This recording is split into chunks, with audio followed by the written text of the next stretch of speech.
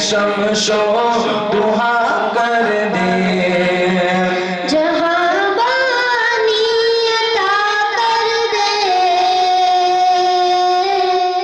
بھری جنت ہبا کر دے جہاں بانی عطا کر دے بھری جنت ہبا کر دے نبی مختار کل ہے جس کو جو چاہے عطا کر دے نبی مختار کل ہے جس کو جو چاہے عطا کر دے منور میری آنکھوں کو میرے شمشو دہا کر دے جہاں میں ان کی چلتی ہے وہ دم میں دم سے کیا کر دے جہاں میں ان کی چلتی ہے وہ دم میں دم سے کیا کر دے زمین کو آسمان کر دے سوریا کو سرا کر دے زمین کو آسمان کر دے سوریا کو سارا کر دے منور میری آنکھوں کو میرے شمشو دہا کر دے نبی سے جو بیگانہ اسے دل سے جدا کر دے نبی سے جو بیگانہ اسے دل سے جدا کر دے پیغم مادر برادر جا نمالن پر پیدا کر دے پیغم مادر برادر جا نمالن پر پیدا کر دے منور میری آنکھوں کو میرے شمشو دہا کر دے مجھے کیا فکر ہو اختر میرے یاور ہے وہ یاور مجھے کیا فکر ہو اختر میرے یاور ہے وہ یاور بلاؤں کو جو میری خود کی رفتاریں بنا کر دے بلاؤں کو جو میری خود کی رفتاریں بنا کر دے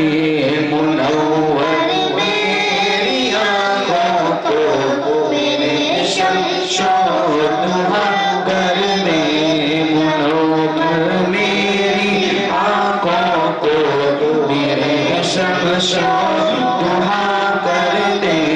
غموں کی دھوپ میں اوشا زلفیں عطا کر دے بھلا لو پھر مجھے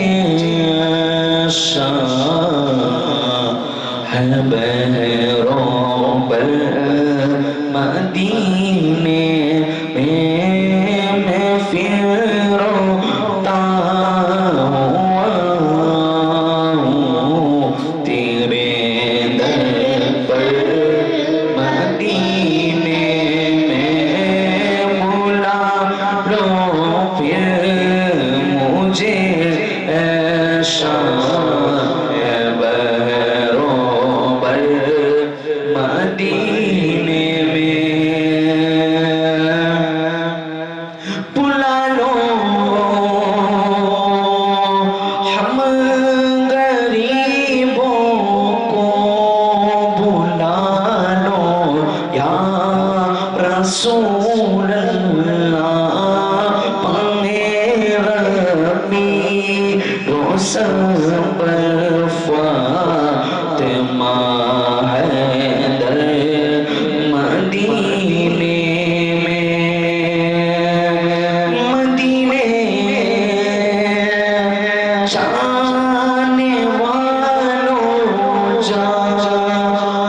جاؤ فی امان اللہ مدینے جانے والوں جاؤ جاؤ فی امان اللہ کبھی تو اپنا بھی لگ جائے گا بستر مدینے میں کبھی تو اپنا بھی لگ جائے گا بستر نعرہ تکبیر، نعرہ رسالت، نعرہ حیدری، یا علی جوان واسع مصطفیٰ جوان واسع مصطفیٰ وہ علی کا بیٹا حسین ہے جوان واسع مصطفیٰ وہ علی کا بیٹا حسین ہے جو یزیدیت کو فنا کرے جو یزیدیت کو فنا کرے سہ کربلا وہ حسین ہے بی بی فاطمہ کا وہ لاڈلا بی بی فاطمہ کا وہ لاڈلا ایسا بادشاہ وہ حسین ہے میرے مولا مولا حسین ہے میرے مولا مولا حسین ہے میرے مولا مولا حسین ہے جو درے حسین میں آ گیا جو درے حسین پہ آ گیا ساری ساری نتوں کو وہ کہا گیا جو درے حسین پہ آ گیا ساری منتوں کو وہ کہا گیا گرا آل نبی کا ہے گرا آل نبی کا ہے جو سخاوتوں کو سکھا گیا جو فقیر کو کرے بادشاہ جو فقیر کو کرے بادشاہ ایسا بادشاہ وہ حسین ہے میرے مولا مولا حسین ہے میرے مولا مولا حسین ہے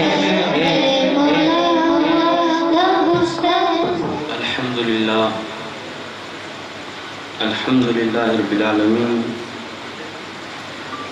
الحمدللہ رب العالمین نحمده ونصلي ونسلم على رسول الكريم الرؤوف الرحيم اما بعد اعوذ باللہ من الشیطان الرجیم بسم اللہ الرحمن الرحیم انعم اللہ علیہم من النبیین والصدیقین والشہداء والصالحین وحسن اولئک رفیقا صدق اللہ مولانا العظیم ایک مرتبہ باوز بلند درود پاک پڑھ لیجئے اللہم صلی علی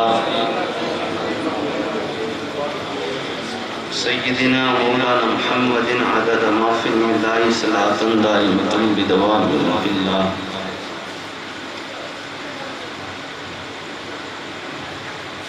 اللہ تبارک و تعالیٰ کا فضل و کرم ہے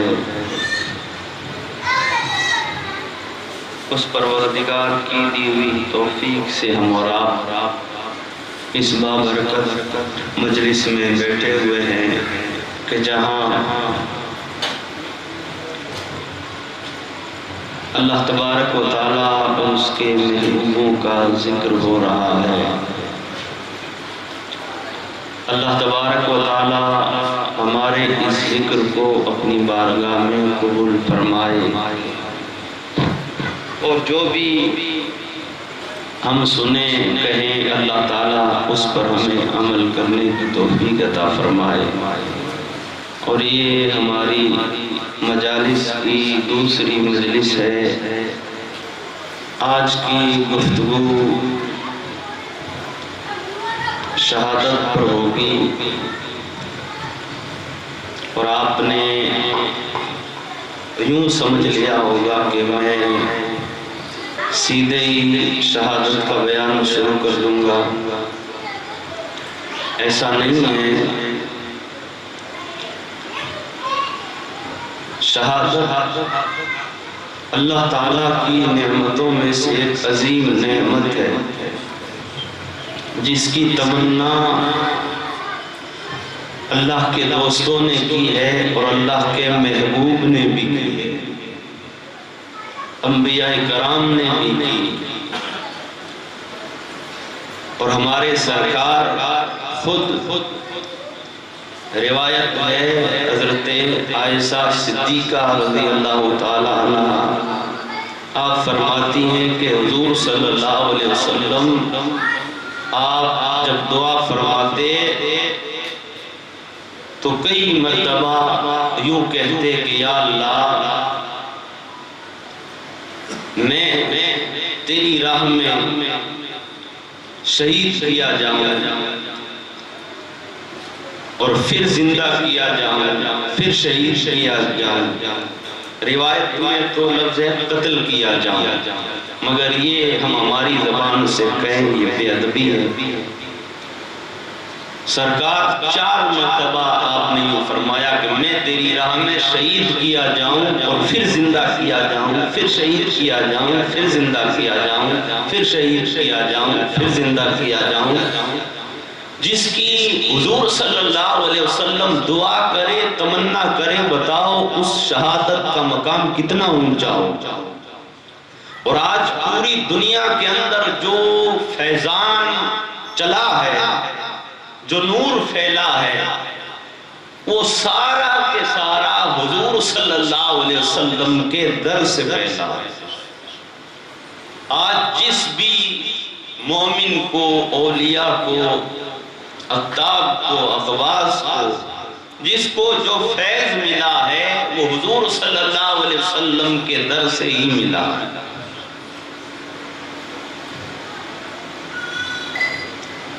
شہداء ہو، صالحین ہو، صدیقین ہو، ان سب کو بھی فیض حضور صلی اللہ علیہ وسلم ہی کی بارگاہ سے ملا۔ تو یہ شہادت جو ہے، اور جو چیز جس کے پاس میں ہوتی ہے وہ وہی اسے اگلے کو، ماننے والوں کو عطا کرتا ہے۔ اب ہمیں یہ دیکھنا ہے، اس بات پر کرنا ہے کہ کیا ہمارے سرکار حضور صلی اللہ علیہ وسلم آپ کو بھی اللہ تعالیٰ کی طرف سے یہ مقام ملا ہے؟ کیا آپ بھی شہید ہیں؟ اس لیے کہ یہ جو شہادت اللہ تعالیٰ کی عظیم نعمتوں میں سے ایک بہت بڑی نعمت ہے، اور یہ بھی حضور صلی اللہ علیہ وسلم کے در سے آپ کے صحابہ کو ملی اور آپ کے نواسوں کو ملی۔ تو حضور صلی اللہ علیہ وسلم آپ تو کسی میدان میں شہید نہیں ہوئے، اور کیوں شہید نہیں ہوئے؟ اس لیے کہ اللہ تبارک و تعالیٰ کا اپنے محبوب سے اور اپنے محبوب کی امت سے وعدہ تھا، وَاللَّهُ يَعْصِمُكَ مِنَ النَّاسِ، اے میرے محبوب میں تجھے لوگوں کے ہاتھوں سے قتل نہیں ہونے دوں گا۔ یہ اللہ تعالیٰ کا اپنے محبوب سے وعدہ تھا، اور اللہ تبارک و تعالیٰ نے اپنے محبوب کی حفاظت کا ذمہ بھی خود نے لیا، اور سرکار کے غلاموں سے فرما دیا کہ میں میرے حبیب کو لوگوں سے ضائع نہیں ہونے دوں گا، لوگوں سے قتل نہیں ہونے دوں گا، مگر شہادت کا مقام حضور صلی اللہ علیہ وسلم کے در سے ملنے والا ہے۔ تو کیا حضور صلی اللہ علیہ وسلم کو بھی یہ مقام حاصل ہے؟ اب ہمیں دیکھنا ہے کہ شہادت کی ہمارے بزرگوں نے، بڑے بڑے ائمہ نے شہادت کی دو قسمیں بتائی۔ شہادت کی دو قسمیں ہیں، ایک شہادت جہری اور دوسری شہادت سری۔ آپ حضرات کو یہ جو گفتگو ہے اسے غور سے سننا ہے۔ یہ پہلے دن کا آپ اسے پہلا بیان سمجھیں کہ یہ جو شہادت کا بیان شروع ہونے جا رہا ہے اور یہ جو سرکار صلی اللہ علیہ وسلم کی بارگاہ سے آپ کے اصحاب کو، آپ کی اہل بیت کو، آپ کے گھر والوں کو جو اور قیامت تک جتنے بھی شہید آئیں گے ان سب کو جو فیض مل رہا ہے وہ سرکار ہی کی بارگاہ سے مل رہا ہے۔ تو آپ کو یہ سمجھنا اس سے پہلے ضروری ہے کہ شہادت دو قسموں کی ہے، ایک تو شہادت جہری اور دوسری شہادت سری۔ اب جہری کیا ہے؟ شہادت جہری وہ ہے کہ اللہ کا بندہ اللہ تبارک و تعالیٰ کی راہ میں دین اور اسلام کی خاطر میدان جنگ میں دشمنوں سے اللہ کی راہ میں ان سے لڑتا لڑتا اعلانیہ شہید ہو جاتا ہے، اس کی وہ جو شہادت ہے اسے شہادت جہری کہا جاتا ہے۔ بڑی شہادت جو اللہ تبارک و تعالیٰ کی راہ میں تلوار سے میدان جنگ میں دشمنوں سے لڑتا لڑتا شہید ہو جائے، اس کی شہادت یہ جہری شہادت ہے، اعلانیہ ہے۔ اس کے لیے لڑنے والا مسلمان ہے، مومن ہے، اللہ کی راہ میں لڑ رہا ہے، میدان میں لڑ رہا ہے۔ اب اس شہادت کا مقام اور اس کی قسمیں کیا ہے؟ شہادت جہری کی کہ میدان میں لڑنا اور اس کی شہادت کا اعلان پورے شہر میں ہو جانا، جہاں وہ لڑ رہا ہے وہاں پر ہو جانا، اور تو اور وہ زمین پر گر جانا، اس کا جسم کا کوئی حصہ کٹ کر گر جانا اور اس پر اس کا خون بہ جانا اور وہ زمین پر لیٹ جانا اور اعلان ہو جانا، یہ شہادت جہری ہی سے نکلی ہوئی ایک قسم ہے کہ جو مسلمان جو مومن اس حالت میں ہو جائے اور وہ شہید ہو جائے تو وہ شہادت بڑی شہادت ہے، شہادت جہری جسے کہا جاتا ہے۔ اور شہادت سری کیا ہے؟ شہادت سری ہے کہ کسی کو زہر دے دیا گیا یا کسی مکان کا اس کے اوپر گر جانا، دیوار کا گر جانا، ایسے موت ہو جانا، تو وہ شہادت سری ہے۔ سانپ کا ڈس لینا، عورت کے پیٹ میں بچہ ہے ایسی حالت میں مر جانا، وہ بھی شہادت سری ہے۔ پانی میں ڈوب جانا وہ بھی سری شہادت ہے، اور حج پر جانا، راستے میں انتقال کر جانا، وہ بھی شہادت سری ہے۔ تو یہ شہادت سری ہے، اور حضور صلی اللہ علیہ وسلم کی بارگاہ سے یہ دونوں شہادتیں نکل کر اپنے اصحاب میں، آپ کی اہل بیت میں، آپ کے نواسوں میں، آپ کے خاندان میں اور پوری امت مسلمہ کے اندر یہ فیضان اپنے غلاموں کو آپ نے بانٹا۔ اور مگر حضور صلی اللہ علیہ وسلم کو اب ہم دیکھیں کہ کیا یہ دونوں شہادتیں سرکار کو ملی ہے؟ اس لیے کہ آپ کی تمنا تھی کہ میں کسی میدان میں شہید کیا جاؤں، تو رب تبارک و تعالیٰ نے آپ کی اس دعا کو قبول کیا، اس لیے کہ آپ ہی کے در سے اب جس کو بھی جو فیض ملنا ہے سرکار ہی کے دربار سے ملنا۔ جتنے بھی آپ کے صحابہ ہیں،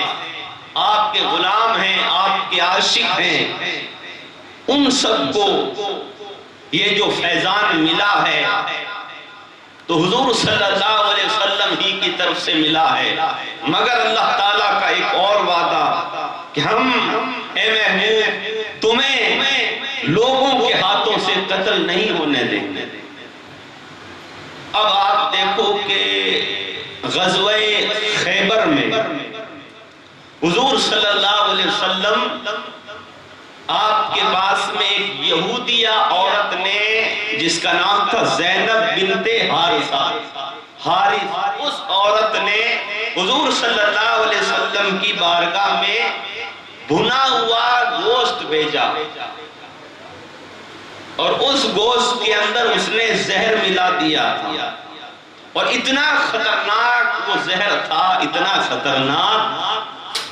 کہ کوئی اپنی زبان پر بھی اگر ٹچ کر لے تو اس کے اثر سے انسان کی موت ہو جائے۔ ایسا خطرناک زہر اس عورت نے بھنے ہوئے گوشت کے اندر ڈال کر حضور صلی اللہ علیہ وسلم کی بارگاہ میں بھیج دیا، اور سرکار صلی اللہ علیہ وسلم آپ اور ایک اور آپ کے صحابی حضرت بشیر بن برہ آپ کے ساتھ میں وہ کھانا کھانے کے لیے بیٹھے، انہوں نے ایک لقمہ لیا، ادھر سرکار نے ایک لقمہ لیا۔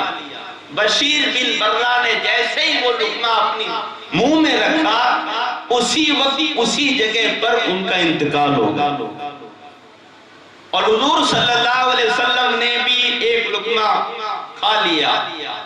مگر جب آپ نے دوسری مرتبہ ادھر حضرت بشیر نے جیسے سرکار نے پہلا لقمہ رکھا، تو پھر آپ کے غلام نے حضرت بشیر بن برہ نے پھر انہوں نے کھانا کھایا۔ ہمارے گھر بھی کوئی مہمان آتا ہے تو ہم پہلے اسے کھانا کھلاتے ہیں کہ پہلے آپ شروع کرو، اور وہ تو حضور کے غلام تھے، صحابی تھے، سرکار نے پہلے لقمہ لیا، پھر انہوں نے لیا، سرکار نے لقمہ لے لیا، پھر انہوں نے لیا، اتنے میں ان کا انتقال ہو گیا۔ پھر سرکار نے اس بوٹی کی طرف، اس گوشت کی طرف دیکھا، تو اس وقت اس گوشت سے آواز آئی، یا رسول اللہ مجھے نہ کھاؤ، میرے اندر زہر ملایا ہوا۔ وہ گوشت کی بوٹی بول پڑی۔ تو یہاں پر ایک محبت کی بات ہے سرکار کے عاشقوں کے لیے، اور ایک سوال بھی یہاں پر اٹھتا ہے کہ وہ جو گوشت ہے، پہلے سرکار اس وقت تو وہ نہیں بولی، اب تو زہر اندر چلا گیا ہے، اور وہ زہر بھی ایسا کہ زبان پر رکھو موت ہو جائے۔ ادھر حضرت بشیر آپ کا وصال ہو گیا ہے، آپ کو شہادت مل چکی ہے، ادھر سرکار نے لقمہ آپ نے بھی کھا لیا ہے، مگر آپ تو بیٹھے ہوئے ہیں، اور وہ گوشت کی بوٹی کہہ رہی ہے، یا رسول اللہ مجھے نہ کھاؤ، میرے اندر زہر ہے۔ اب ہم لوگ اس گوشت سے پوچھیں، اے گوشت تو پہلے کیوں نہیں بولا؟ پہلے ہی بول جاتا، سرکار پہلا لقمہ نہیں کھاتے، تو وہ گوشت کی بوٹی کہتی ہے، ارے میں تو مردہ ہوں، مردہ، ارے حیات النبی کا جب پہلی مرتبہ ہاتھ لگا تب میرے اندر جان آئی، تو میں نے سرکار سے کہہ دی، جب حیات النبی کا ہاتھ لگا تو میرے اندر جان آئی اور میں نے سرکار سے کہہ دی۔ تو یہ ادھر حضور صلی اللہ علیہ وسلم نے وہ زہر آلود گوشت کھا لیا، اور آپ کے آخری ایام کے اندر ماں عائشہ صدیقہ آپ فرماتی ہیں کہ جب سرکار صلی اللہ علیہ وسلم کے وصال کا وقت جب قریب آیا، کبھی کبھار آپ کہتے تھے، آپ فرمایا کرتے تھے، عائشہ وہ جو مجھے خیبر کے وقت اس یہودیہ عورت نے زہر دیا تھا،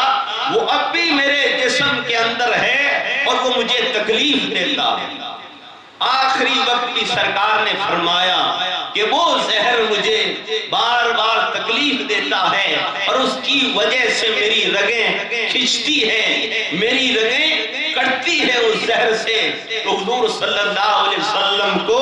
زہر یوں دیا گیا، مگر آپ کو جو وصال ہوا ہے، آپ نے جو پردہ فرمایا ہے، وہ اس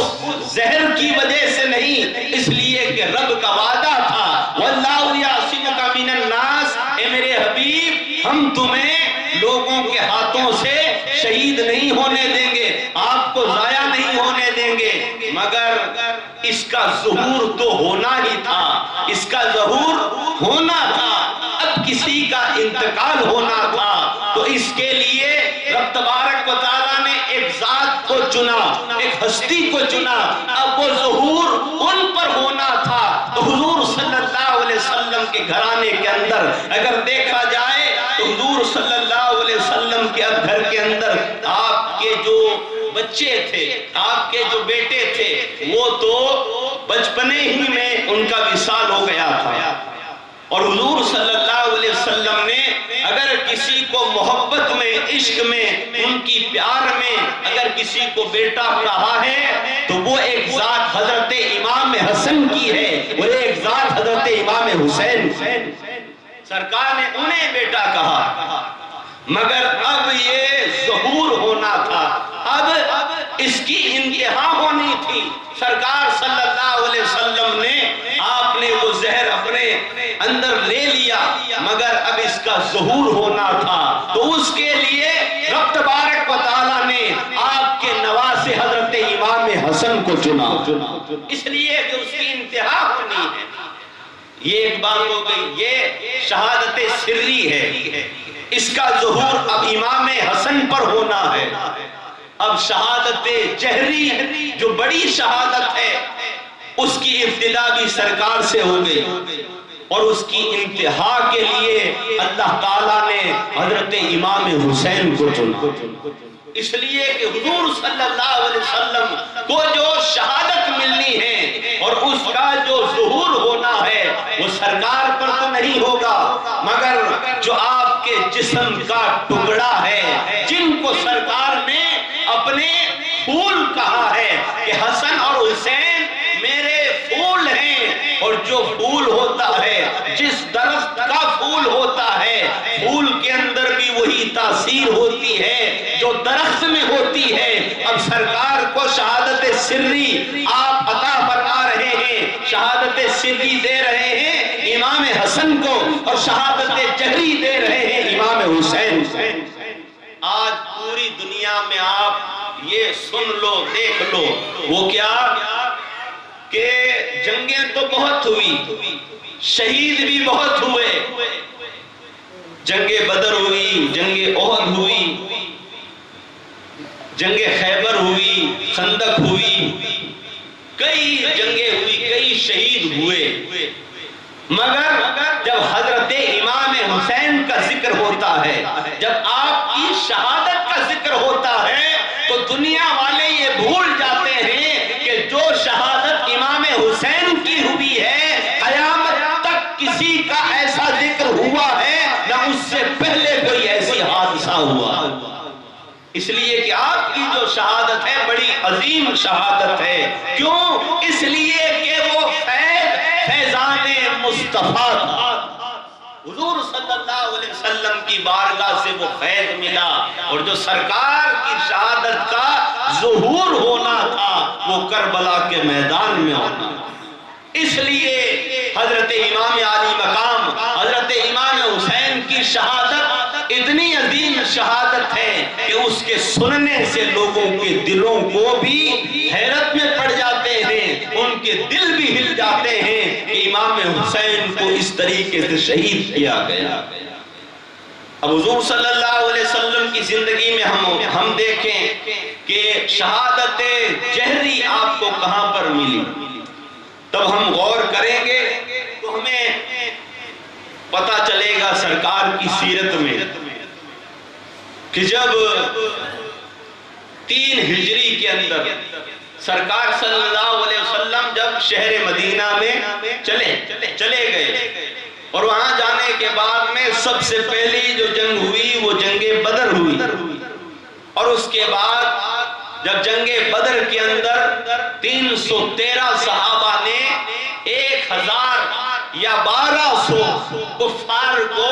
ایسے شکست دی، ایسے ہرایا کہ وہ کفار ہارنے کے بعد میں، ان کی شکست ہو جانے کے بعد میں وہ لوگ بیٹھے نہیں، ان کے دل میں تڑپ تھی کہ ہم مسلمانوں سے کب بدلا لیں، کب ان سے لڑائی کریں۔ ابو جہل کا جو بیٹا تھا اکرمہ، اس کو بھی غصہ تھا، ابو سفیان کو بھی تھا، اور کفار مکہ کو بھی تھا۔ وہ اس انتظار میں تھے کہ ہمارے جو لوگ مرے ہیں ان کا بدلہ کب لیں، میں میرے باپ کا بدلہ کب لوں، میں میرے بھائی کا بدلہ کب لوں۔ اب جب 3 سال گزر گئے، 3 ہجری جب آئی، انہوں نے پھر تیاری شروع، اور کفار مکہ نے مل کر جو بڑے بڑے لوگ تھے، جو جوان تھے، جن کے خون کے اندر بدلے کی آگ لگی ہوئی تھی، وہ لوگ ابو سفیان کے پاس آئے اور آ کر کہا ابو سفیان تمہارے پاس میں بہت مال ہے اور تمہارے قافلے بھی تجارت سے لوٹ رہے ہیں، ہمیں تجھ سے مال کی ضرورت ہے، اس لیے کہ ابھی تیرے پاس میں سب سے زیادہ مال ہے اور ہم مسلمانوں سے واپس بدلہ لیں گے، ہم مسلمانوں کو ان کی بے خبری میں ان پر ایسا حملہ کریں گے کہ اس زمین سے مسلمانوں کا نام و نشان مٹا دیں۔ انہوں نے ابو سفیان کو چڑھایا اور کہا کہ اگر تو مال دے دے گا تو ہم تجھے پورے لشکر کا سپہ سالار بنا دیں گے،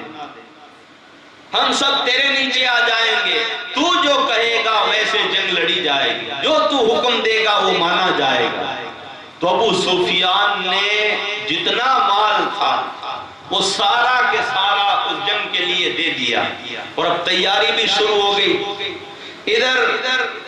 انہوں نے کفار نے اپنے پہلوان بلائے، اور جب اپنا لشکر تیار کیا تو 3000 کا لشکر ہوا، اور ادھر صحابہ اکرام مدینے کے اندر انہوں نے ساری تیاری کر لی، ہر ایک کے پاس میں لوہے کا لباس تھا،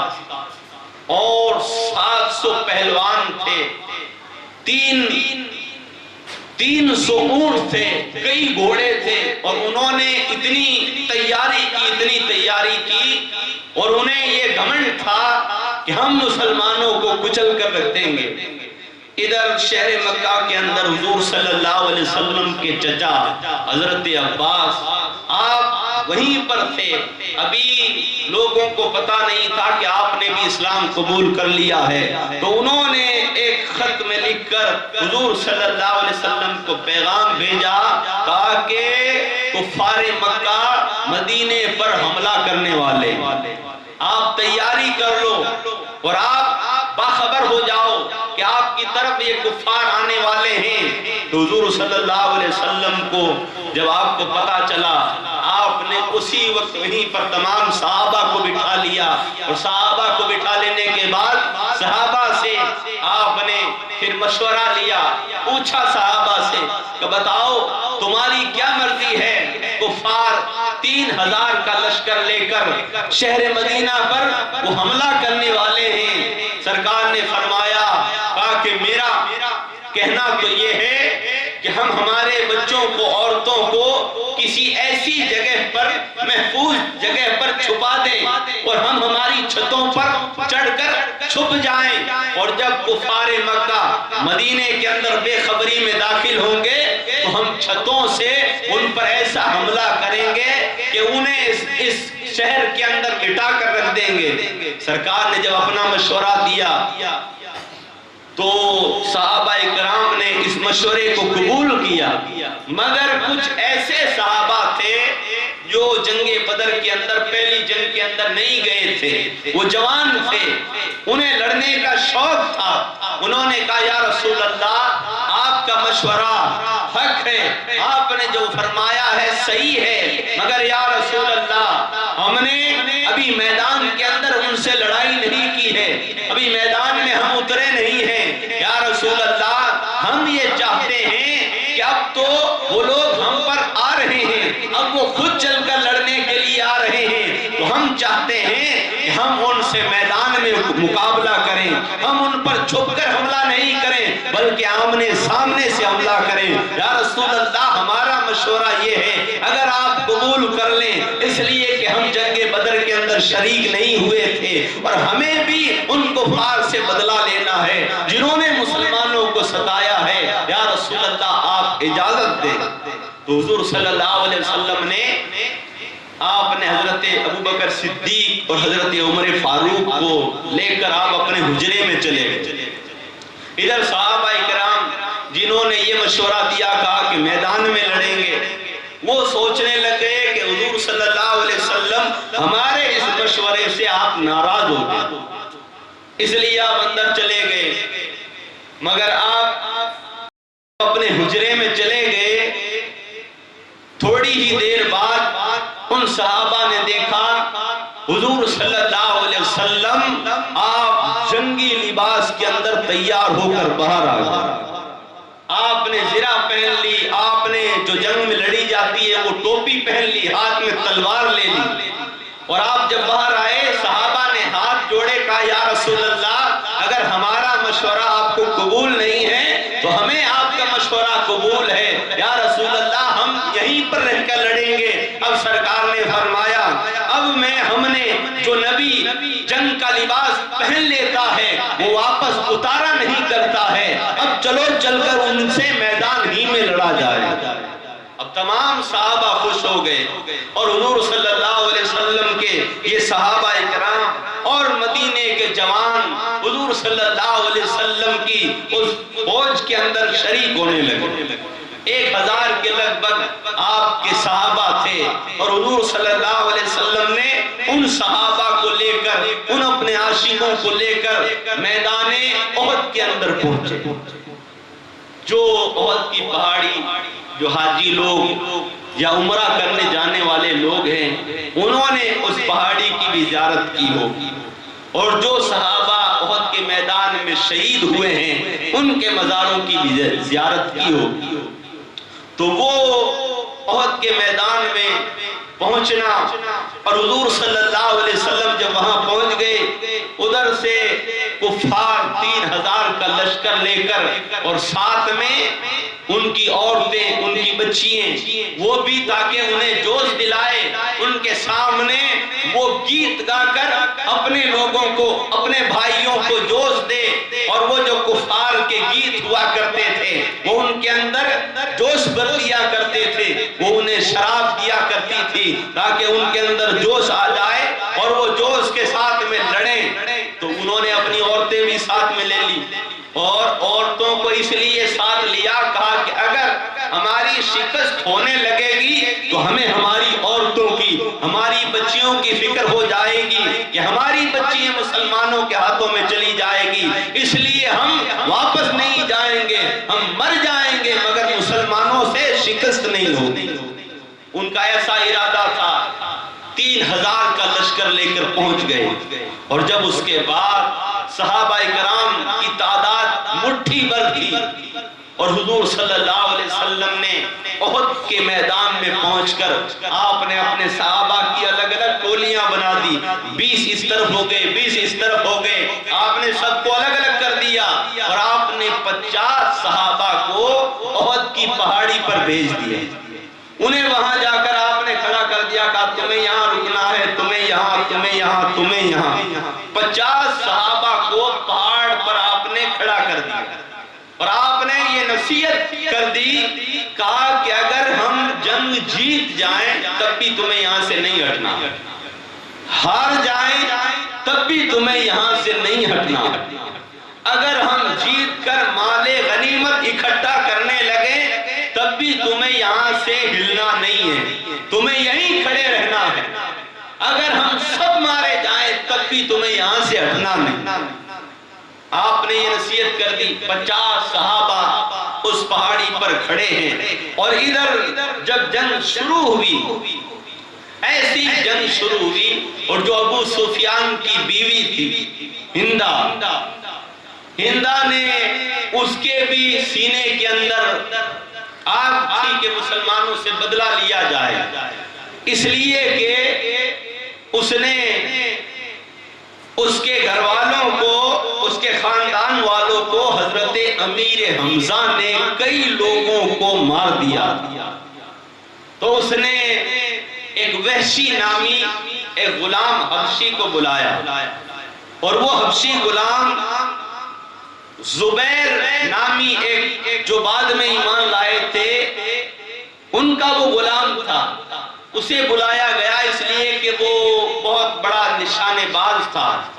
اسے بلا کر کہا کہ اگر تو امیر حمزہ کو قتل کر دے تو میں تجھے اتنا انعام دوں گی اور تجھے تیرے آقا سے آزاد کروا دوں گا۔ مگر وہ جو وحشی تھا، جس کا نام وحشی ہے، بعد میں یہ بھی ایمان لے آئے تھے، مگر وحشی نے کہا کہ میری امیر حمزہ سے کوئی دشمنی نہیں ہے، اس لیے کہ میں تو اپنے آقا سے آزاد ہونا چاہتا ہوں۔ تو اس نے انعام کے لالچ میں، آزادی کے لالچ میں اس نے یہ بات قبول کر لی، اور وہ بھی اس میدان میں پہنچ گیا، جبکہ وہ اس کفار کے لشکر میں نہیں تھا، الگ سے وہ آ کر کھڑا ہو گیا، اور وہ جنگ کو دیکھ رہا تھا۔ جب جنگ ہو رہی تھی آپس میں مسلمان صحابہ اور کفار جب لڑ رہے تھے، صحابہ کا عشق تو ایسا عشق تھا کہ صحابہ اس قدر لڑ رہے تھے، اس قدر لڑ رہے تھے، اور لڑتے لڑتے حضور صلی اللہ علیہ وسلم نے آپ نے اپنی تلوار کو ہوا میں لہرا کر کہا کہ تم میں سے کون ہے، میرے غلاموں میں سے کون ہے جو میری تلوار کا حق ادا کر دے؟ تو کئی صحابہ اٹھے، سرکار نے پوچھا، کہا کہ تم میری تلوار کا حق ادا کر دو گے؟ تو کچھ صحابہ حیرانی میں پڑ گئے، انہوں نے کہا سرکار کی تلوار کا حق کیا ہوگا؟ وہ کشمکش میں تھے۔ اتنے میں حضور صلی اللہ علیہ وسلم کے ایک صحابی حضرت ابو دجانہ وہ بول پڑے، انہوں نے کہا یا رسول اللہ، آپ کا غلام ابو دجانہ آپ کی تلوار کا حق ادا کر دے گا، یا رسول اللہ آپ کی تلوار مجھے دے دو اور یہ بتا دو کہ آپ کی تلوار کا حق کیا ہے۔ حضور صلی اللہ علیہ وسلم نے فرمایا ابو دجانہ میری تلوار کا حق یہ ہے کہ اس تلوار سے اتنے کافروں کو قتل کرو کہ اس تلوار کے اندر بل پڑ جائے، یہ تلوار مڑ جائے۔ حضرت ابو دجانہ نے مسکراتے ہوئے کہا یا رسول اللہ اپنے اس غلام کو تلوار دو اور میں آپ کو بتاؤں گا اتنے اس تلوار سے کافروں کو میں ماروں گا کہ یہ تلوار بل پڑ جائے گا، یہ مڑ جائے گی۔ حضور صلی اللہ علیہ وسلم کی تلوار جب حضرت ابو دجانہ کے ہاتھوں میں آئی تو صحابہ کہتے ہیں حضرت ابو دجانہ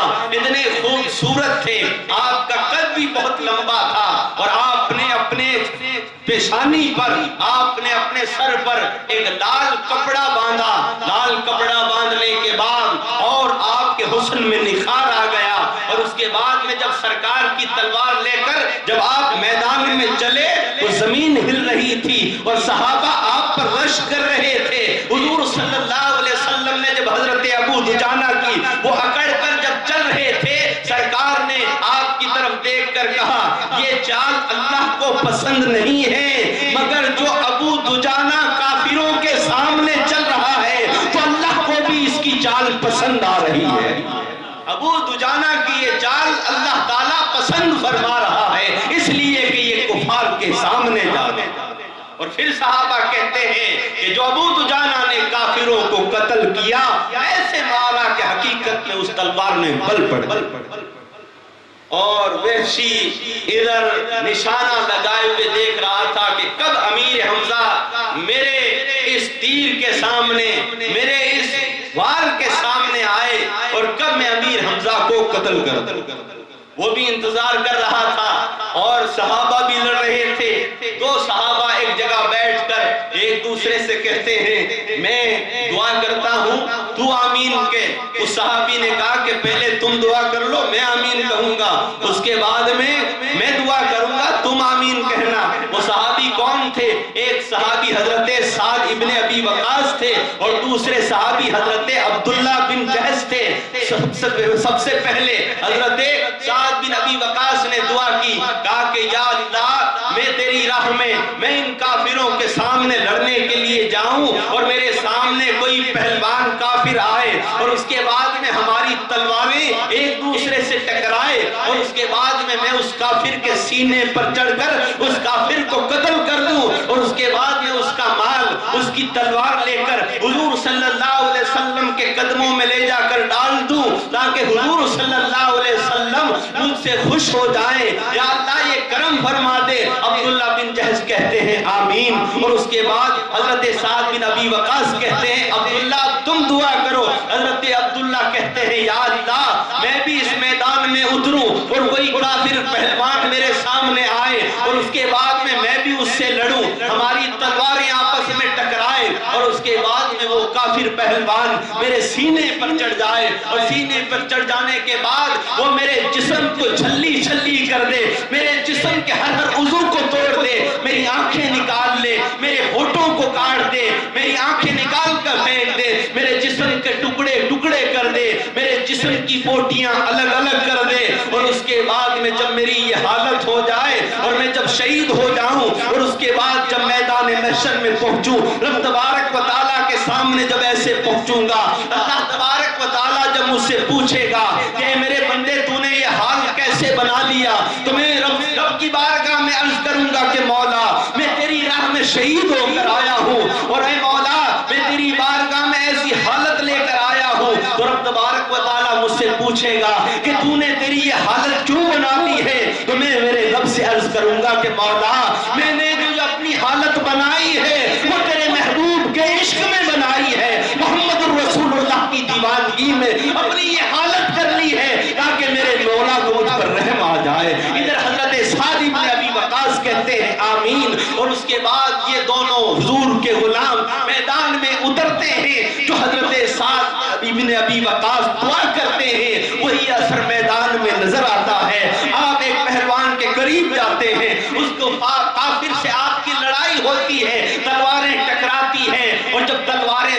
صحابہ کی ہو اور جب تلواریں حضور کے غلاموں کی ہو, جب مسلمانوں کی تلواریں ٹکرایا کرتی ہے تو بجلیاں بھی ان کی تلواروں پر رقص کیا کرتی ہے. جب ان کی تلواریں ٹکرانے لگی, ادھر سے صحابہ کرام دیکھ رہے ہیں کہ حضرت سعد بن ابی وقاص جب لڑنے کے لیے گئے تھوڑی ہی دیر لڑے, اس کافر کے سینے پر چڑھ کر آپ نے اس کے گردن کو جسم سے جدا کر دیا. اور اس کے بعد ادھر دیکھا گیا حضرت عبداللہ بن جہش لڑ رہے ہیں, لڑتے لڑتے دیکھا گیا حضرت عبداللہ بن جہش کے سینے پر ایک کافر چڑھ گیا اور اس کافر نے حضرت عبداللہ بن جہش کے جسم کے ٹکڑے ٹکڑے کر دیے ہیں. تھوڑی ہی دیر بعد دیکھا گیا آپ کی آنکھیں نکال لی گئی ہے, آپ کے ہونٹ کاٹ دیے گئے ہیں, آپ کے کان کاٹ دیے گئے ہیں, آپ کے جسم سے سینہ چیر دیا گیا ہے. جو آپ نے دعا کی تھی رب تبارک و تعالیٰ نے وہ دعا قبول کر لی. ادھر صحابہ کرام اور کفار کے اندر لڑائی ہو رہی ہے.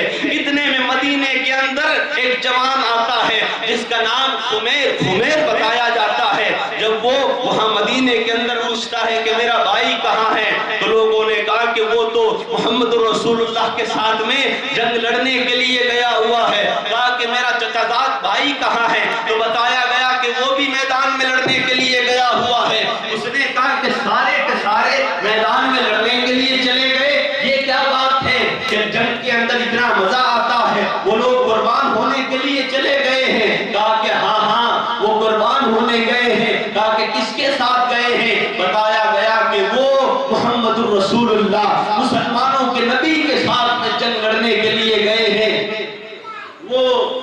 صحابی ابھی ایمان نہیں لائے, حضور کی بارگاہ میں پہنچے اور صحابہ کہتے ہیں کہ جب وہ میدان میں آئے انہوں نے سب سے پہلے حضور صلی اللہ علیہ وسلم کو تلاش کیا, اور جب صحابہ نے حضور کی طرف اشارہ کیا تو وہ حضور صلی اللہ علیہ وسلم کی بارگاہ میں پہنچ کر سرکار سے پوچھا, کہا کہ یہ کیا ہو رہا ہے. حضور صلی اللہ علیہ وسلم نے فرمایا کفار اور مسلمانوں کے بیچ میں لڑائی ہو رہی ہے. کہا کہ ان کو کیا ملے گا, اگر کفار مر گئے تو ان کو کیا ملے گا. سرکار نے فرمایا اگر کفار مر گئے تو انہیں جہنم ملے گی. کہا مسلمان مر گئے تو کہا مسلمانوں کو جنت ملے گی. کہا کہ جنت کہاں ہے, جنت کیسی ہے. حضور صلی اللہ علیہ وسلم نے فرمایا جنت اگر تجھے چاہیے تو جا تلواروں کے سائے میں چلا جا, وہ ایک تلواریں چل رہی ہے ان کے سائے میں جنت نظر آ رہی ہے. جب اس نے میدان کی طرف تلواروں کی طرف دیکھا تو حقیقت میں اسے جنت نظر آ گئی.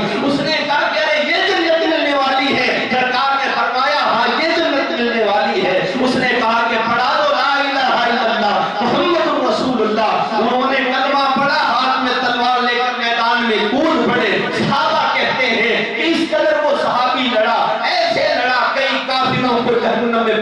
جانے کے بعد ان صحابی کا انتقال، اور وہ بھی اسی میدان میں شہید ہو گئے۔ اور جب جنگ ہو چکی، کئی سال گزر گئے، کبھی کبھار صحابہ حضرت ابو ہریرہ سے پوچھا کرتے تھے، ابو ہریرہ تم بتاؤ کہ جس کی شہادت سب سے عجیب تھی، کون تمہاری نظروں میں سب سے اچھا شہید تھا، جس نے بہت اونچا مقام پایا ہو؟ حضرت ابو ہریرہ حضرت انہی بزرگ کی، انہی صحابی کا ذکر کیا کرتے تھے کہ ہماری نظروں میں وہ ایک ایسا شہید تھا جس نے نہ نماز پڑھی، نہ کوئی حج کیا، نہ کوئی زکوٰۃ دی، نہ کوئی اور عمل کیا، ارے بس مصطفیٰ کا دیدار کیا، سرکار سے کلمہ پڑھا اور سیدھے ہی جنت کے اندر پہنچ گیا۔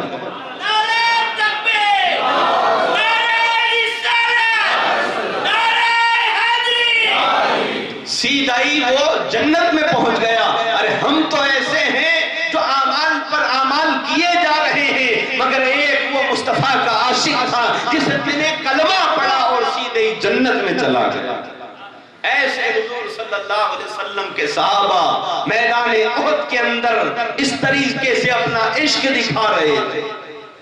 کئی صحابہ ایسے لڑ رہے تھے، اور حضور صلی اللہ علیہ وسلم کے قدموں میں ایک صحابی بیٹھے ہوئے تھے، وہ کافروں کی طرف تیر چلا رہے تھے، اس لیے کہ وہ بہت اچھے نشانے باز تھے، آپ کے قدموں میں بیٹھ کر تیر چلا رہے تھے، تیر چلا رہے تھے، ایک تیر سے ایک کافر کو مارنا، ایک کافر کو جہنم میں پہنچانا۔ کئی تیر انہوں نے چلائے، جب ان کے تیر چلانے کا انداز حضور صلی اللہ علیہ وسلم نے دیکھا، آپ ان سے خوش ہو رہے تھے اور آپ ان کو دعائیں دے رہے تھے۔ جب ان کے تیر ختم ہو گئے تو سرکار نے اپنے تیر انہیں دیے اور دے کر کہا کہ شہید چلا، ساتھ چلا اور ان کافروں کو جہنم میں پہنچا دے۔ کہتے ہیں کہ حضرت سعد نے اس جنگ کے اندر 1000 تیر وہاں بیٹھ کر چلائے۔ جب ان کے وہ تیر بھی ختم ہو گئے، سرکار نے آپ کے کندھے پر ہاتھ رکھ کر کہا، سعد تو ایسا تیر چلانے والا ہے، تجھے محمد یہ دعا دیتا ہے، اے سعد تیرے تیر چلانے پر اور تیرے انداز پر، تیرے مقام پر میں یہ رب سے کہتا ہوں کہ یا اللہ، محمد کے ماں باپ سعد پر قربان ہو تو اپنے محبوب کے عشق میں ایسے تلوار چلا رہا۔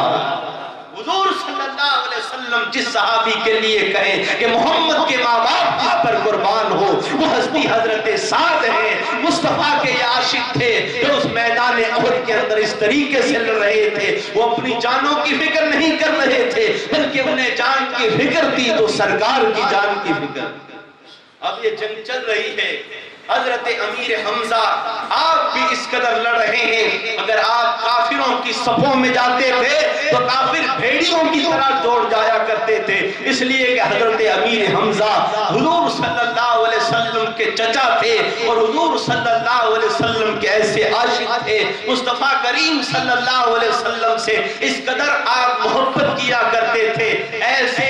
آپ کی چاہت میں رہا کرتے تھے کہ جب آپ ایمان نہیں لائے تھے اور ایک مرتبہ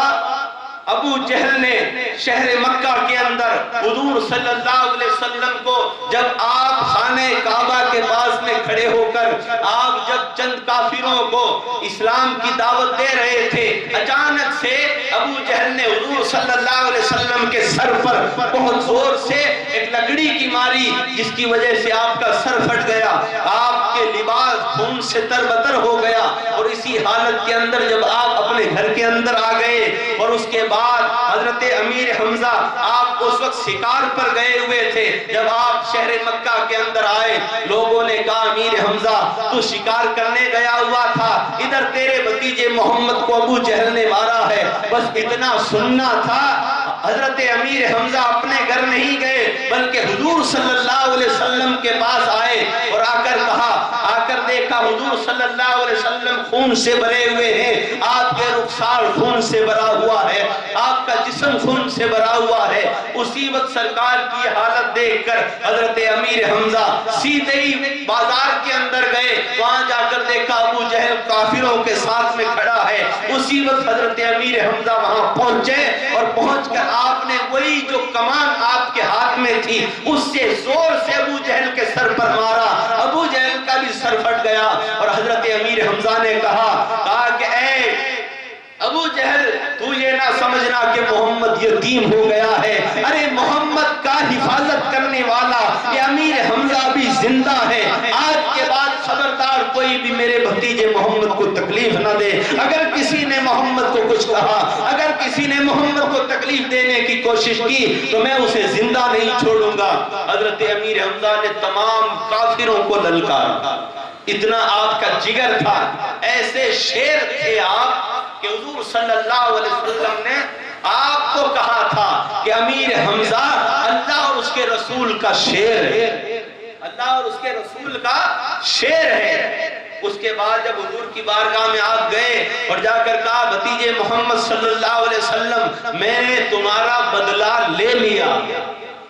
تو حضور صلی اللہ علیہ وسلم مسکرائے نہیں، آپ کو کوئی خوشی نہیں ہوئی۔ امیر حمزہ نے کہا کیا تمہیں خوشی نہیں ہے میں نے تمہارا بدلہ لے لیا؟ تو حضور نے فرمایا چچا مجھے اس بات سے کوئی خوشی نہیں ہے کہ تم نے بدلہ لے لیا۔ امیر حمزہ نے کہا کہ جب تمہیں خوشی کیسے ہوگی؟ تو حضرت امیر حمزہ سے سرکار صلی اللہ علیہ وسلم نے فرمایا چچا اگر تم مجھے خوش کرنا چاہتے ہو تو میں چاہتا ہوں کہ تم اسلام قبول کر لو۔ اسی وقت حضرت امیر حمزہ نے کہا کہ بیٹا پڑھا دے لا الہ الا اللہ محمد رسول اللہ۔ آپ حضور کی خوشی کے لیے ایمان اور اسلام کے اندر داخل ہو گئے، اس لیے کہ سرکار ہی کا عشق ہے۔ وہ حضرت امیر حمزہ سرکار سے ایسی محبت کرتے ہیں۔ ابھی حضرت عمر بھی اسلام میں داخل نہیں ہوئے، حضرت امیر حمزہ آئے، اور حضرت امیر حمزہ آپ کا جگر دیکھو، آپ کا جوش دیکھو، آپ کی شجاعت دیکھو، آپ کا عشق دیکھو کہ جب حضرت زید بن ارقم کے گھر جب حضور صلی اللہ علیہ وسلم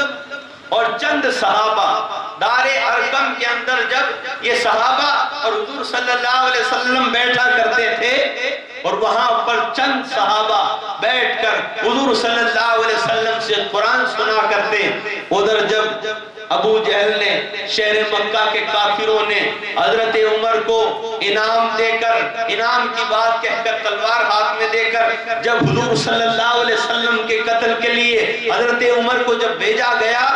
ادھر خبر پہنچ گئی حضور کے پاس میں، کہا کہ عمر آ رہے ہیں اور وہ آپ کو قتل کرنے کے لیے آ رہے ہیں، ان کے ہاتھ میں تلوار ہے۔ تو تمام صحابہ جو تھے وہ گھبرائے، وہ ڈرے،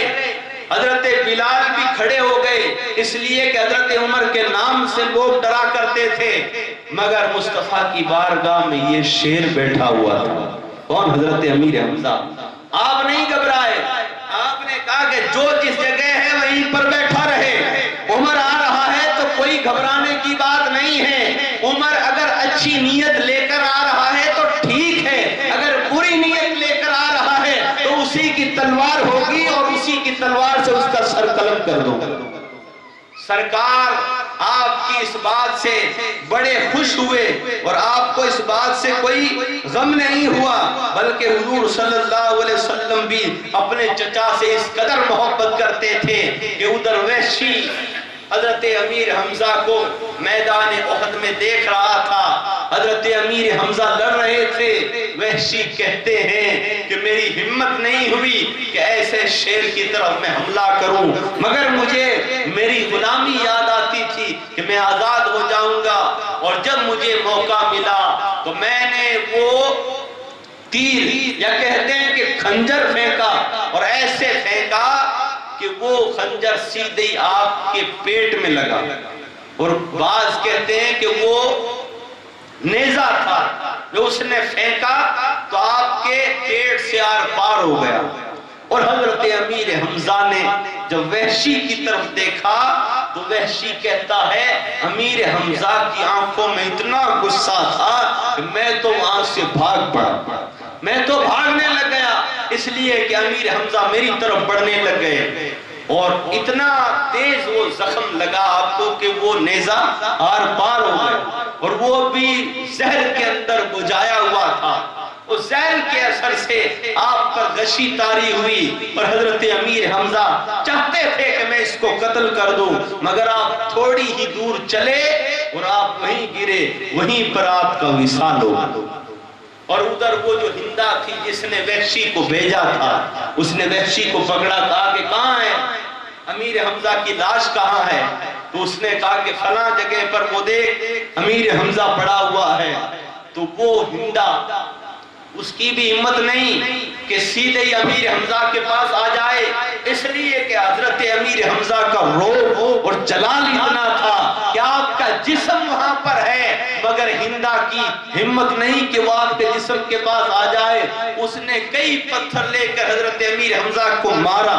وہ دیکھ رہی تھی کہ کہیں یہ ہوا ہے، کہیں نہیں مرا ہے، کہیں زندہ تو نہیں ہے۔ اس نے کئی پتھر آپ کے جسم پر مارے۔ جب اسے یقین ہو گیا کہ حقیقت میں اس کا انتقال ہو گیا ہے، یہ شہید ہو گیا ہے، اس کے بعد ہندا حضرت امیر حمزہ کے قریب آئی اور اس نے پھر آپ کے جسم کا موصلہ کیا۔ آپ کی آنکھیں اس نے نکالی، آپ کے ہونٹ اس نے کاٹ دیے، آپ کی زبان کاٹ دی، آپ کے کان کاٹ دیے، آپ کے سیدھے ہاتھ کی انگلیاں کاٹ دی، الٹے ہاتھ کی انگلیاں کاٹ دی، آپ کے پیروں کی انگلیاں کاٹ دی، آپ کے سینے کو چیر دیا، آپ کے جسم سے کلیجہ باہر نکالا اور اس نے اپنے منہ میں دبایا، اور دبانے کے بعد آپ کے جسم کے جو ٹکڑے کاٹے تھے ان کو ایک ڈورے میں پرو کر اس نے اپنے گلے میں باندھے، اور اس کے بعد اس نے کہا کہ اب میں خوش ہو گئی ہوں، اس لیے کہ میرا سب سے بڑا جو دشمن تھا جس نے میرے خاندان کے کئی لوگوں کو مارا تھا اور جو میں نے قسم کھائی تھی وہ آج میری پوری ہو گئی ہے۔ اس نے ایسے ایسے کلمات کہے اور پھر وہ خوشی کے مارے جوش بناتی ہوئی وہاں سے چلی گئی، اور ادھر صحابہ کرام لڑ رہے ہیں۔ مگر صحابہ کرام نے جب کافروں کو پیچھے دھکیل دیا اور وہ جو 50 صحابہ پہاڑی پر کھڑے تھے وہ انتظار کر رہے تھے کہ کب فتح ہو اور کب ہم یہاں سے نیچے اتریں، مگر پہاڑی کے پیچھے ابو جہل کا بیٹا اکرمہ کھڑا تھا چند چھوٹی سی فوج لے کر، کہا کہ یہ 50 صحابہ کب اتریں اور ہم ان کے پیچھے سے حملہ کر دیں۔ ادھر حضرت خالد بن ولید وہ بھی اکرمہ کے ساتھ میں تھے، ابھی آپ ایمان نہیں لائے تھے۔ بعض مورخین کہتے ہیں کہ وہ جو جنگ احد کے اندر وہ جو مسلمانوں نے فتح کر لی تھی، واپس فتح کو شکست میں بدلنے کا جو کام تھا وہ حضرت خالد بن ولید ہی کا کام تھا، اس لیے کہ آپ اتنے ہوشیار تھے، اتنی عقل رکھنے والے تھے، آپ جنگی معاملات کے اندر بہت چتر تھے، بہت ہوشیار تھے۔ آپ ہی کی وہ چال تھی کہ یہ 50 کب پہاڑی سے نیچے اتریں اور ہم پہاڑی سے ان پر حملہ کر دیں۔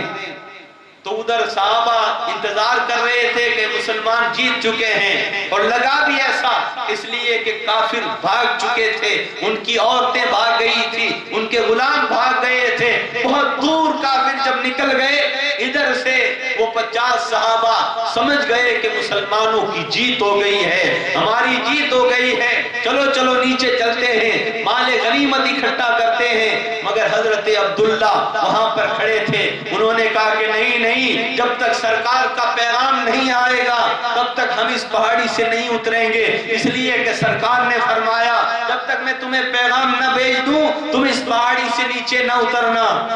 تو کچھ صحابہ تھے، انہوں نے کہا کہ نہیں، سرکار ان صحابہ کے بیچ میں ہے، مال غنیمت حضور کے پاس میں پہنچ رہا ہے، سرکار شاید کہ بہت دیر بعد پیغام بھیجیں، اس سے پہلے ہم سرکار کی بارگاہ میں پہنچ جائیں۔ تو 40 صحابہ وہاں سے اتر کر میدان کے اندر آ گئے، 10 صحابہ اس پہاڑی پر کھڑے رہے جو کہہ رہے تھے کہ جب تک سرکار کا پیغام نہیں آئے گا ہم نہیں اتریں گے۔ مگر 40 صحابہ جیسے ہی اترے، ادھر سے اکرمہ نے، خالد بن ولید نے ان 10 صحابہ پر ایک دم سے حملہ کیا، ان 10 صحابہ کو اسی پہاڑی پر انہیں شہید کر دیا، اور وہ پہاڑی پر چڑھ کر انہوں نے پھر مسلمانوں کو جو مال غنیمت جمع کر رہے تھے، جنہوں نے اپنی تلواریں چھوڑ دی تھی، جنہوں نے اپنے تیر کمان رکھ دیے تھے، اب وہ جیت فتح کی خوشی منا رہے تھے، اتنے میں ان صحابہ پر ایک دم سے حملہ ہو گیا، تیریں آنے لگی، صحابہ اکرام بکھر گئے، کوئی ادھر دوڑنے لگے، کوئی ادھر دوڑنے لگے، صحابہ اکرام کو ہوش نہیں رہا کہ یہ کیا ہو گیا، ہم نے تو جنگ جیت لی تھی اور کافر دوڑ چکے تھے، مگر وہ کافر پہاڑی کے پیچھے چھپے ہوئے تھے، انہوں نے ایک دم سے حملہ کیا۔ اب صحابہ سنبھل نہیں پائے، اس لیے کہ نہ تلوار تھی نہ تیر تھی۔ اب صحابہ دوڑنے لگے، صحابہ جیسے ہی دوڑے، اب صحابہ کو یہ خیال نہیں رہا کہ سرکار بھی پیچھے رہ گئے ہیں، حضرت ابوبکر صدیق بھی وہاں پر ہے۔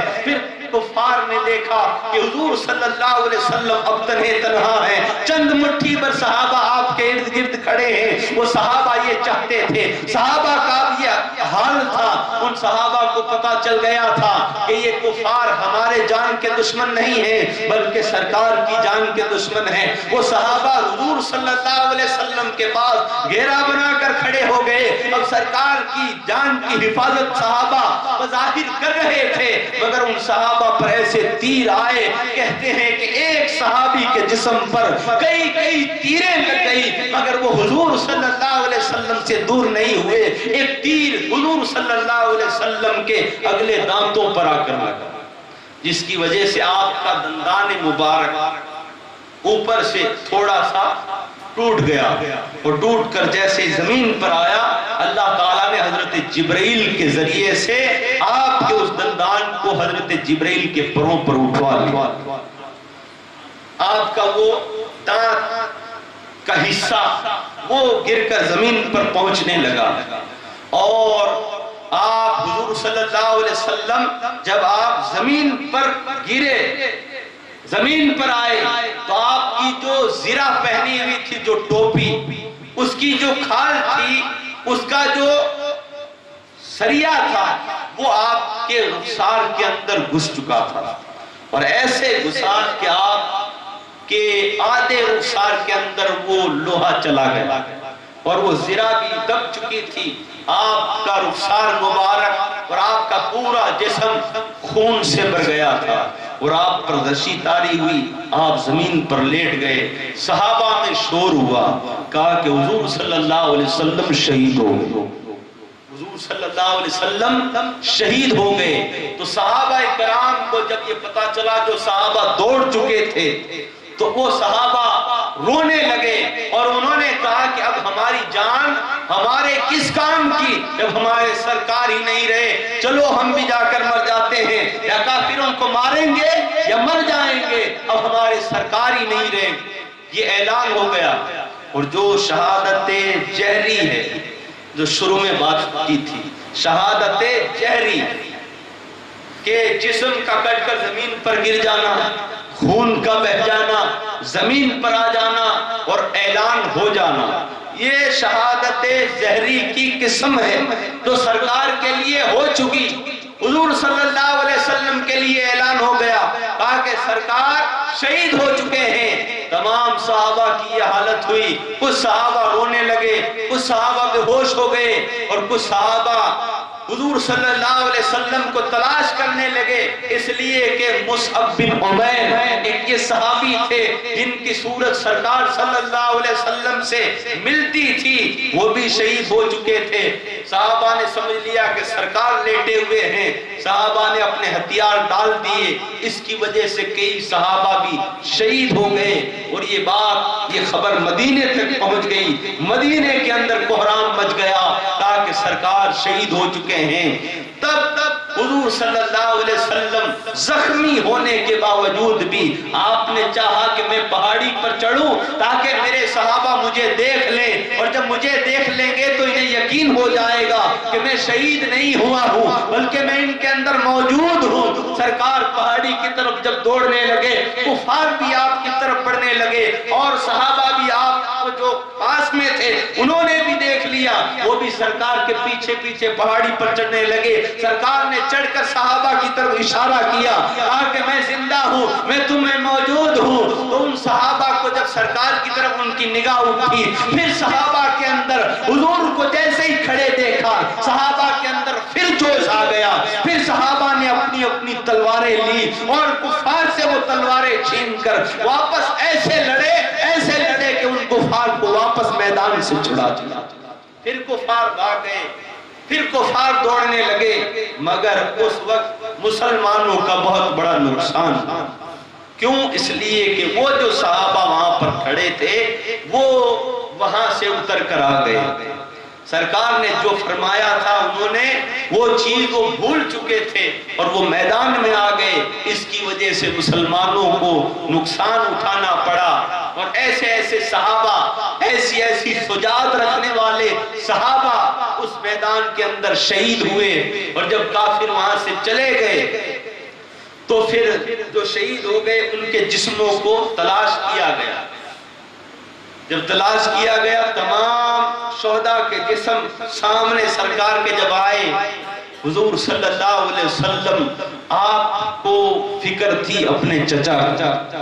کہا کہ میرے چچا کہاں ہے، امیر حمزہ کہاں ہے، انہیں تلاش کرو۔ صحابہ کرام دوڑے، بہت دور دور تک پہنچے، مگر انہیں صاحب حضرت امیر حمزہ نظر نہیں آئے۔ حضرت مولا علی کو حضرت حضور صلی اللہ علیہ وسلم نے کہا علی جاؤ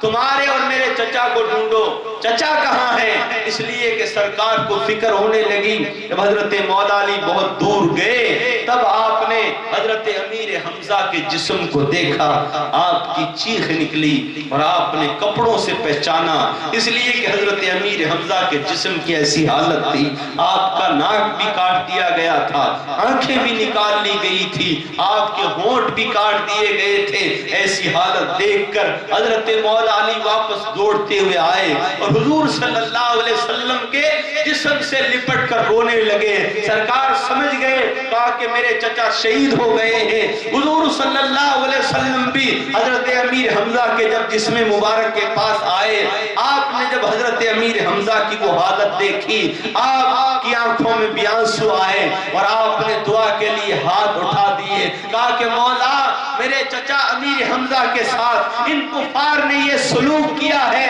مولا میں اس وقت تک نہیں ٹھہروں گا جب تک کہ میں ان کافروں کے 70 کافروں کو ایسی موت نہ ماروں۔ رب تبارک و تعالیٰ کی طرف سے آواز آ گئی، اے میرے حبیب اپنی رحمت کی چادر پر داغ نہ لگاؤ، ارے اگر تم ایسے بدلے کی باتیں کرو گے تو تمہاری رحمت کی چادر پر داغ لگ جائے گی۔ اے میرے حبیب جنہوں نے یہ کیا ہے ان کے لیے میں کافی ہوں۔ رب تبارک و تعالیٰ کی طرف سے یہ آواز آئی۔ ادھر صحابہ کرام نے جب حضرت امیر حمزہ کی حالت دیکھی، حضور صلی اللہ علیہ وسلم کی حالت دیکھی، تمام صحابہ رو رہے تھے، حضرت زبیر رو رہے تھے، اس لیے کہ حضرت زبیر کے ماموں لگتے تھے حضرت امیر حمزہ۔ حضرت امیر حمزہ کے جسم کو دیکھ کر چند صحابہ تو دور جا رہے ہیں، اس لیے کہ حضرت امیر حمزہ کی حالت ان سے دیکھی نہیں جا رہی ہے۔ اتنے میں حضور صلی اللہ علیہ وسلم کی پھوپھی حضرت صفیہ دوڑتی ہوئی آ رہی تھی، کہا کہ کہاں ہو میرے بھائی، کہاں ہو میرے بھائی؟ سے جب دوڑتی ہوئی آ رہی تھی، سرکار نے حضرت زبیر سے کہا زبیر اپنی ماں کو روکو، وہ امیر حمزہ تک نہیں پہنچ پائے، اگر اس نے امیر حمزہ کی یہ حالت دیکھ لی، اپنے بھائی کی یہ حالت دیکھ لی تو وہ خود مر جائے گی، اسے روکو۔ حضرت زبیر دوڑتے ہوئے جا کر اپنی ماں سے کہا ماں ٹھہر جاؤ، ماموں کی حالت ہم نہیں دیکھ سکتے ہیں۔ حضرت صفیہ نے اپنے بیٹے زبیر کو ایک تھپڑ ماری اور کہا کہ تو مجھے کیوں روک رہا ہے، میں میرے بھائی کی حالت دیکھنا چاہتی ہوں۔ سرکار بھی سامنے آئے اور آ کر کہا پھوپھی امیر حمزہ کو نہ دیکھو، اپنے بھائی کی حالت نہ دیکھو، تم سے دیکھی نہیں جائے گی۔ حضرت صفیہ کہتی ہے اے میرے بھتیجے محمد میں اپنے بھائی کی صورت دیکھنا چاہتی ہوں، اس لیے کہ اگر وہ اللہ اور اس کے رسول کا شیر ہے تو میں بھی اس شیر کی بہن شیرنی ہوں، میں اگر اسے دیکھوں گی تو روؤں گی نہیں، اس کے دیکھ کر میں صبر کر لوں گی، مگر اپنے آنکھوں سے اپنی زبان سے میں آواز نہیں نکالوں گی۔ سرکار صلی اللہ علیہ وسلم پھر اپنی پھوپھی حضرت صفیہ کو حضرت امیر حمزہ کے جسم کے قریب جب لے کر آئے، جب اپنی حضرت صفیہ نے اپنے بھائی کو جب اس حالت میں دیکھا، حقیقت میں آپ صبر کا پہاڑ بن کر رہ گئی، آپ کی زبان سے چیخ نہیں نکلی، بس آپ کی آنکھوں سے آنسو یوں گر رہے تھے جیسے کہ کسی جھرنے سے گر رہے ہو۔ حضرت صفیہ نے جب یہ حالت دیکھی آپ خاموش ہو گئی، آپ بس دیکھتی رہی، آپ بس دیکھتی رہی، اور حضور صلی اللہ علیہ وسلم نے یہ صحابہ سے کہا کہ جو شہید ہو چکے ہیں انہیں یہاں پر دفناؤ، ان کے نماز جنازہ کا انتظام کیا جائے۔ اب جب نماز جنازہ کا جب وقت آیا تو وہ کیسا وقت تھا؟ حضرت امیر حمزہ کا سب سے پہلے سرکار نے نماز جنازہ پڑھائی اور اس کے بعد میں ایک اور صحابی کے جنازے کو لایا گیا۔ حضرت امیر حمزہ کا جنازہ رکھا ہوا ہے، سرکار نے نماز جنازہ پڑھائی، اب دوسرے صحابی کا جنازہ یہاں پر لا کر رکھا گیا۔ امیر حمزہ کے جنازے کو ہٹایا نہیں گیا، وہیں پر رکھا رہا۔ ایک صحابی کا جنازہ لایا گیا، ان کی نماز ہوئی تو حضرت امیر حمزہ کی دوسری نماز ہو گئی، اس لیے کہ آپ کے جنازے کو ہٹایا نہیں گیا بلکہ 70 صحابہ کے الگ الگ جنازے پڑھے گئے، مگر حضرت امیر حمزہ کا سرکار نے 70 مرتبہ نماز جنازہ پڑھائی۔ اور سرکار نے اس وقت اس میدان میں اپنے چچا کو سید الشہداء کا لقب عطا فرمایا، تمام شہیدوں کا سردار حضرت امیر حمزہ، اس لیے کہ انہوں نے سرکار سے اتنی محبت کی۔ اور شہادت جہری جو ہم نے شروع میں شروع کی، شہادت سری کا ظہور امام حسن پر ہونے والا ہے، اور شہادت جہری کی وہ علامات تو میدان احد میں ہو گئی ہے۔ اب رب تبارک و تعالیٰ کو اس کا ظہور حقیقت میں کرنا تھا، تو رب تبارک و تعالیٰ نے حسین کو چنا اور میدان کربلا چنا، اور اپنے محبوب کی شہادت کا ظہور ہونا ہے، اس لیے کربلا کے میدان کے اندر وہ خونی منظر چلا کہ زمانہ اور شہداء کے واقعات سن کر صبر کر لیتا ہے، مگر جب امام حسین کی شہادت کی باری آتی ہے زمانہ رونے لگتا ہے، اپنے تو اپنے غیر بھی رونے لگتے ہیں، دنیا رونے لگتی ہے، اس لیے کہ وہ شہادت حسین نہیں ہے بلکہ وہ حضور صلی اللہ علیہ وسلم پر جو شہادت کی انتہا ہونی تھی، اس کے لیے رب تبارک و تعالیٰ نے حسین کو چن لیا۔ اور حضور صلی اللہ علیہ وسلم کی شہادت جہری اور امام حسین، اس لیے کہ سرکار نے فرمایا حسن اور حسین میرے پھول ہیں، اور جب پھول ہوتے ہیں پھول میں وہ علامت وہ خوشبو ہوتی ہے جو درخت میں ہوتی ہے، اور جو درخت میں ہوتی ہے وہ پھولوں میں ہوتی ہے۔ اب یہ شہادت ظہور حضرت امام حسن پر ہوگا، امام حسین پر ہوگا۔ اللہ تبارک و تعالیٰ سے ہم دعا کریں اللہ تعالیٰ ہماری ان مجالس کو اپنی بارگاہ میں قبول فرمائے۔ درود پاک پڑھ لیجیے، اللہم صلی علی سیدنا و مولانا محمد عدد ما فی المداء صلاة دائمۃ بدوام ملک اللہ۔ حضور صلی اللہ علیہ وسلم کے صحابہ اور ان کا عشق، سرکار صلی اللہ علیہ وسلم سے ایسا عشق تھا کہ انہوں نے اپنی جانیں قربان کر دی۔ اور ایک صحابی تو جنگ احد کے اندر ایسے آئے، حضرت حنظلہ، وہ تو اپنے گھر میں تھے اور ان کی شادی ہوئی تھی اور وہ پہلی رات تھی اپنی بیوی کے ساتھ، مگر جیسے ہی حضور صلی اللہ علیہ وسلم کا اعلان سنا، کہا کہ احد کے میدان میں پہنچنا ہے، کفار کا حملہ ہونے والا ہے، تو حضرت حنظلہ نے اپنی بیوی سے کہا کہ تو یہیں رک، تو یہیں پر ٹھہر، میں جا رہا ہوں۔ آپ کی بیوی نے آپ کا ہاتھ پکڑا، حنظلہ مجھے چھوڑ کر کہاں جا رہے ہو؟ ارے تم مجھے چھوڑ کر جا رہے ہو، کہاں جا رہے ہو؟ کہا کہ میں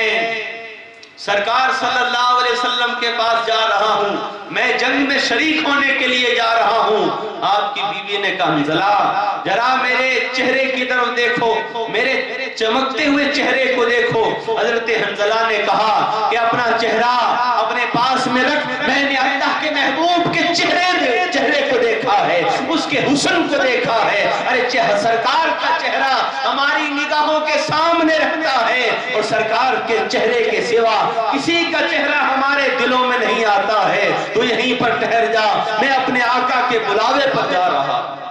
آپ ویسے ہی میدان میں چلے گئے، ویسے ہی آپ پر غسل فرض تھا اور شہید بھی ہو گئے، اور جب شہیدوں کے جسموں کو جب ڈھونڈا گیا تو دو جسم نہیں ملے تھے، ایک تو حضرت امیر حمزہ اور دوسرے حضرت حنظلہ۔ تو سرکار صلی اللہ علیہ وسلم سے کہا یا رسول اللہ حضرت حنظلہ کا جسم نہیں مل رہا ہے۔ حضور صلی اللہ علیہ وسلم نے آسمان کی طرف دیکھا اور دیکھ کر کہا کہ اس کے جسم کو نہ ڈھونڈو بلکہ اس کا جسم عرش تک پہنچ گیا ہے، آسمانوں میں فرشتے لے گئے ہیں اور اس کو فرشتے اپنے ہاتھوں سے غسل دے رہے ہیں، اس کو غسل کروا رہے ہیں، اس لیے کہ وہ رب تبارک و تعالیٰ کے عشق میں، اس کے محبوب کے عشق میں اسی حالت کے اندر لڑنے کے لیے آ گیا تھا، اسی حالت میں مرنے کے لیے اسی حالت میں یہاں پر پہنچ گیا تھا۔ رب تبارک و تعالیٰ نے اس کے لیے انتظام فرمایا ہے کہ اسے آسمانوں کے اندر اللہ تعالیٰ کے فرشتے غسل کروا رہے ہیں، جبکہ غسل شہید کو نہیں دیا جاتا ہے، مگر رب تبارک و تعالیٰ نے حضرت حنظلہ کو یہ مقام عطا فرمایا کہ آسمانوں کے اندر آپ کو غسل دیا گیا۔ اور حضرت امیر حمزہ کو جب قبر میں سلانے کی جب باری آئی، آپ کی بہن حضرت صفیہ نے کہا کہ میں میرے بھائی کے لیے کفن لے کر آئی ہوں۔ جب وہ کفن کی چادر جب کھولی گئی تو دیکھا گیا حضرت امیر حمزہ کا قد بہت لمبا تھا۔ آپ پر جب وہ چادر ڈالی گئی تو آپ کا سر ڈھکتے ہیں تو پیر کھلتے ہیں، پیر ڈھکتے ہیں تو سر کھلتا ہے۔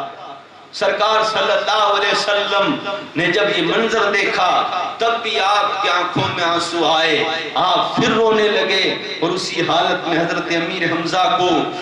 اپنے چچا کو حضور صلی اللہ علیہ وسلم نے اپنے ہاتھوں سے قبر میں لٹایا، اور جہاں سے پیر کھلے تھے سرکار نے فرمایا کہ چہرہ ڈھک دو اور پیروں کی طرف گھاس ڈال دو، گھاس ڈال دی گئی۔ اور اس کے بعد جب تمام صحابہ کو دفن کر چکے جو شہید ہوئے، اس کے بعد جب مدینے کی طرف جانے لگے تو مدینے کی طرف سے ایک بوڑھی عورت دوڑتی ہوئی آ رہی۔ صحابہ نے کہا کہ اے عورت افسوس کہ تمہارے باپ شہید ہو گئے۔ اس نے کہا کہ مجھے میرے باپ کا نہ بتاؤ، بتاؤ تو اللہ کے محبوب کا بتاؤ کہ سرکار کیسے۔ پھر کہا کہ تیرا بیٹا بھی مارا گیا، تو کہا کہ مجھے میرے بیٹے کی پرواہ نہیں ہے، مجھے تو سرکار کے بارے میں بتاؤ کہ سرکار کیسے۔ میں نے مدینے میں سنا ہے کہ سرکار شہید ہو گئے ہیں، بتاؤ حضور صلی اللہ علیہ وسلم ہے کہ نہیں ہے۔ پھر کہا کہ تیرا بھائی مارا گیا، پھر اس نے وہی کہا کہ مجھے میرے بھائی کی پرواہ نہیں ہے، مجھے میرے سرکار کی پرواہ۔ پھر جب سرکار کے پاس وہ پہنچی تو اس نے حضور صلی اللہ علیہ وسلم کو دیکھ کر وہ مسکرائی۔ سرکار نے فرمایا کہ تیرا باپ، تیرا بھائی، تیرا بیٹا یہ تینوں شہید ہو گئے ہیں۔ اس نے کہا یا رسول اللہ آپ تو موجود ہو، یا رسول اللہ اگر میرا پورا خاندان ختم ہو جائے اور آپ موجود رہے تو مجھے کوئی غم نہیں ہے، اس لیے کہ آپ کو دیکھ کر ہمیں سکون ملتا ہے، آپ کو دیکھ کر ہمیں خوشی ملتی ہے۔ یا رسول اللہ آپ سلامت رہو اور ہم آپ پر قربان ہو جائیں۔ پھر وہ بوڑھی چلی گئی۔ آپ سرکار جب مدینے میں پہنچے تو شہر مدینہ کے اندر ایک چھوٹی سی بچی وہ بھی اپنے بابا کا انتظار کر رہی تھی، وہ بھی بہت دیر سے کھڑی تھی کہ میرے بابا بھی ابھی حضور صلی اللہ علیہ وسلم کے سپاہیوں میں، صحابہ میں پیچھے پیچھے آ رہے ہوں گے۔ وہ چھوٹی سی بچی کس کی تھی؟ حضور صلی اللہ علیہ وسلم جب اس بچی کے قریب پہنچے، اس چھوٹی سی بچی نے پوچھا چچا جان یا رسول اللہ میرے بابا کہاں ہیں؟ میرے بابا نظر نہیں آ رہے ہیں۔ حضور صلی اللہ علیہ وسلم کی آنکھوں میں آنسو آئے۔ وہ بیٹی کس کی بیٹی تھی؟ وہ حضرت امیر حمزہ کی چھوٹی بیٹی جس کا نام فاطمہ ہے۔ اس نے کہا کہ میرے بابا کہاں ہے؟ حضور صلی اللہ علیہ وسلم نے کہا کہ بیٹا آج سے میں ہی تمہارا بابا ہوں، تمہارے بابا ہمیں چھوڑ کر چلے گئے۔ جیسے ہی اس نے یہ سننا تھا، وہ بھی کیسی بیٹی تھی؟ اس نے سرکار سے جب یہ سنا تو اس کے دل کو بھی تسلی ہو گئی، سرکار کی یہ بات اس نے قبول کی اور اس نے یہ فخر محسوس کیا، کہا کہ ارے سرکار فرما رہے ہیں آج سے محمد تیرا بابا ہے، اور جس کے محمد بابا ہو اسے کس بات کی غم۔ صحابہ کرام کا یہ عشق تھا، آپ کے بچوں کا حضور صلی اللہ علیہ وسلم کے ساتھ یہ عشق تھا، مگر آج آپ حضرات کے سامنے مجھے یہی بتانا تھا کہ شہادت دو قسم کی ہوتی ہے، ایک شہادت جہری اور ایک شہادت سری، اور یہ شہادت کا فیضان حضور صلی اللہ علیہ وسلم کی بارگاہ سے ملا، اس لیے کہ حضرت اور حسین کو جمال مصطفیٰ بھی ملا تھا، صرف جمال مصطفیٰ ہی سے بات نہیں بنتی، اس لیے کمال مظہر مصطفیٰ بھی آپ کو دیا، جو کمال مصطفیٰ تھا وہ بھی آپ کو عطا کیا گیا، اس لیے کہ آپ ہی حضور صلی اللہ علیہ وسلم کے دو پھول تھے۔ اللہ تعالی ہمیں عمل کی توفیق عطا فرمائے۔ وما علینا الا البلاغ۔ استغفر میرے نبی تمہیں سلام، میرے نبی تمہیں سلام، سلام یا نبی، یا سلام یا نبی، میرے نبی تمہیں سلام، میرے نبی تمہیں سلام۔ مصطفیٰ جان رحمت پہ لاکھوں سلام، شمع بس میں ہدایت پہ لاکھوں سلام، اب غریبوں کے آقا پہ بے حد درود، ہم فقیروں کے سرورت پہ لاکھوں سلام، میرے نبی تمہیں سلام، میرے نبی تمہیں سلام، سلام یا نبی،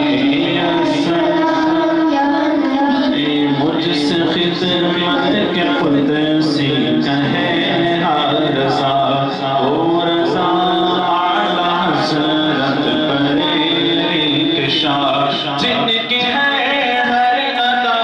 سنت مصطفیٰ، ایسے پیر طریقت پہ لاکھوں سلام،